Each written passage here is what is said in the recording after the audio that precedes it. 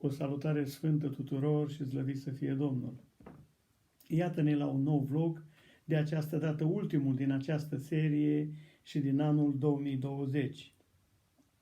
Am să fac o retrospectivă a mesajului pe care l-am avut de-a lungul celor câteva luni în care am postat în canalul My Beloved Brother de pe YouTube. Mesajul central a fost dedicat ție, celui care răsfoiești printre clipurile video de pe YouTube. Și începem cu cel mai din început. Fă o alegere bună ca să fii fericit.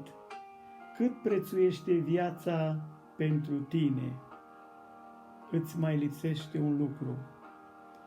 Alergi încă pe drumul Damascului. Ce pot să fac eu pentru tine?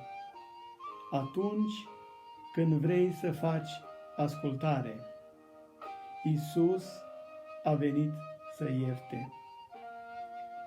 Am vrea dar să auzim părerea ta. Cine este omul care va începe lupta?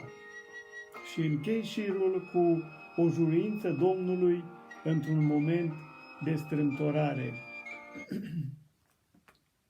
Dacă dorești să revezi, să vizionezi din nou unul din aceste clipuri, le poți găsi pe YouTube, pe canalul My Beloved Brothers.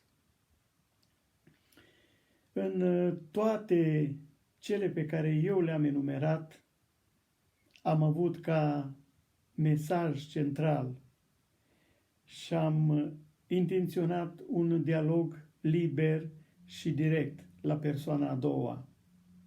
Ți le-am adresat ție, ascultătorul și cel care vizionez clipul, interlocutorul meu virtual.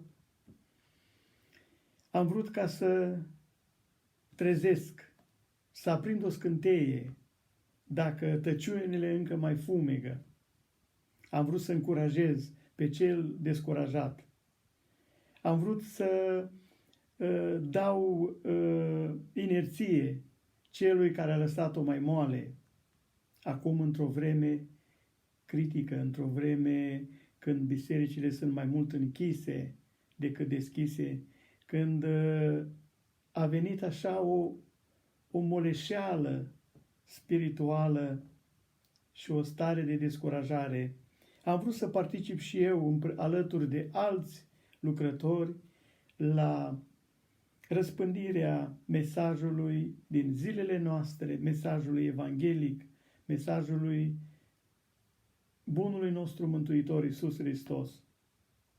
De aceea, dacă n-ai văzut încă unul din aceste clipuri, te invit cu plăcere să le cauți pe canalul My Beloved Brothers, să devii unul din subscriberi, unul care poți distribui, participând astfel la lucrarea misionară de evangelizare a lui Dumnezeu. Unii poate mă cunoașteți și știți intențiile mele, de aceea vă rog, sprijiniți și încercați să vă aliniați. Este mult mai simplu decât cel care pregătește. Este mult mai simplu să distribui sau să devii un subscriber.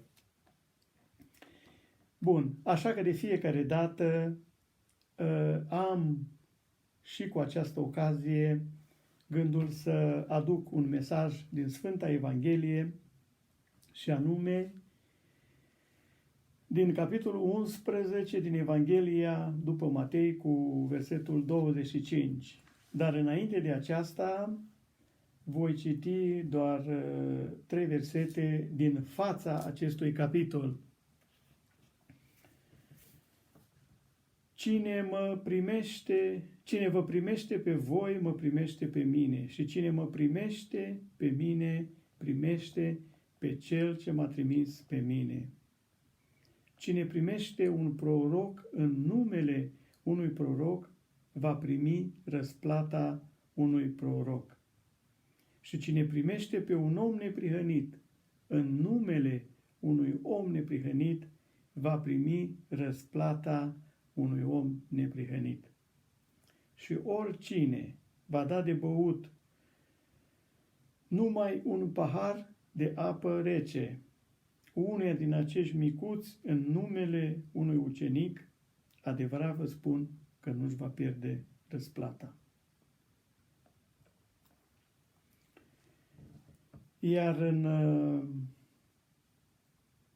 versetul 25 din capitolul 11 găsim scris: în vremea aceea Iisus a luat cuvântul și a zis: Te laud, Tată, Doamne, al cerului și al pământului, pentru că ai ascuns aceste lucruri de cei înțelepți și pricepuți și le-ai descoperit pruncilor. Da, Tată, te laud, pentru că așa ai găsit tu cu cale. Toate lucrurile mi-au fost date în mâini de Tatăl meu și nimeni nu cunoaște deplin pe Fiul afară de Tatăl.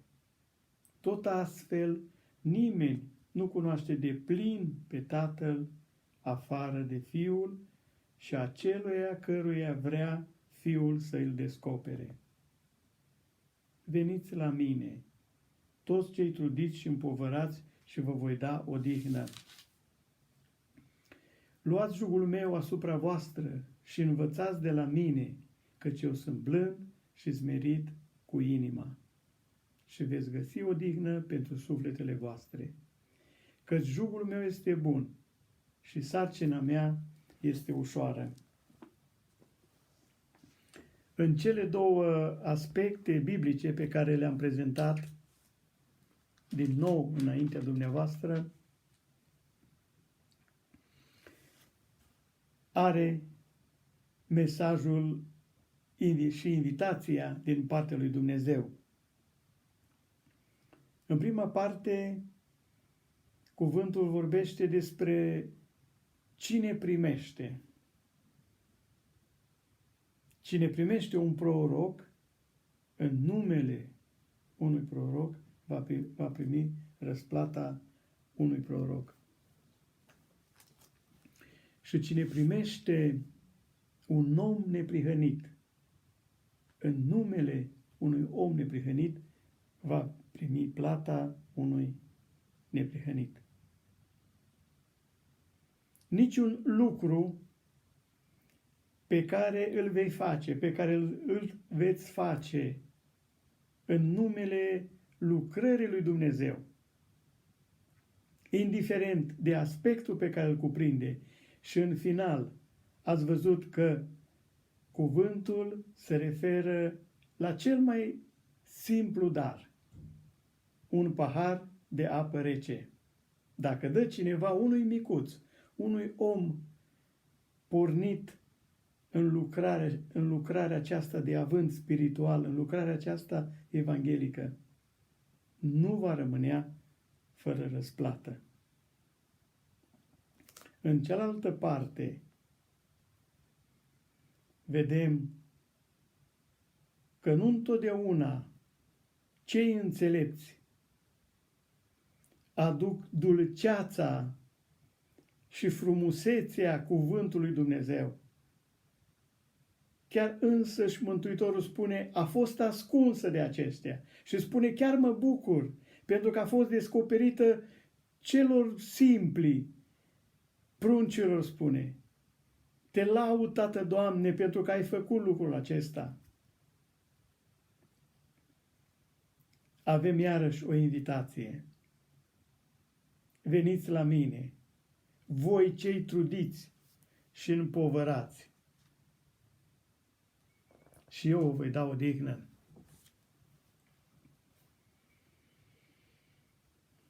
Luați seama la această invitație, la răsplătirea pe care vă așteaptă pe fiecare dintre dumneavoastră, dacă primiți și dacă dați. Vă doresc un an sub călăuzirea Domnului Isus, lăsați la El toate poverile, toate întristările și luați jugul Lui, căci este bun.